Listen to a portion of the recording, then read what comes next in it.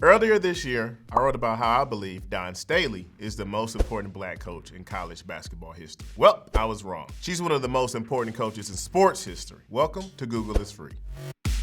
The South Carolina women's head basketball coach is doing what Duke and BYU failed to do, which is taking an actual stand against racism. South Carolina was scheduled to play BYU this upcoming season and next season, but those games have been canceled in the wake of a black Duke volleyball player named Rachel Richardson claiming that she had the N-word yelled at her out in Provo. As a head coach, my job is to do what's best for my players and staff. The incident at BYU has led me to reevaluate our home and home, and I don't feel that this is the right time for us to engage in this series, said Staley. Outside of being a walking monument for her gender and race, as the only black coach on the major collegiate basketball level with more than one national championship, what other coach in sports right now is doing what Staley just did without flinching? Nobody, and definitely not Kim Mulkey. But the real villain here is BYU, so let's talk about them for a second. Google will tell you all about the honor code at BYU. That says that students must, and let's go down the list, live a chaste and virtuous life, whatever that means. They must also abstain from sex, especially the gay kind.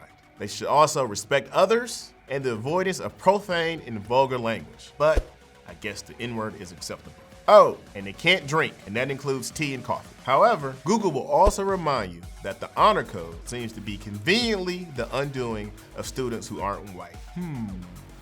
Back in 2011, Brandon Davies got kicked off the BYU men's basketball team for breaking the honor code. He had premarital sex. It was the year that Jimmer Fredette was going off. It messed up their team.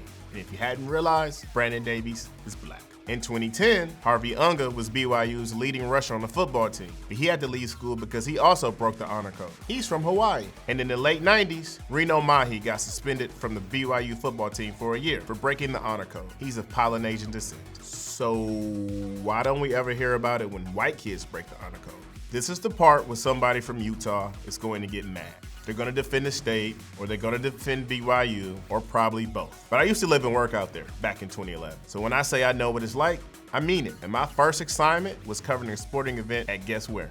BYU. That campus is the whitest place on earth. It's pretty, but it's the whitest place on earth. But here's the problem. Dawn Staley's decision to cancel the series is the only thing that's holding BYU accountable.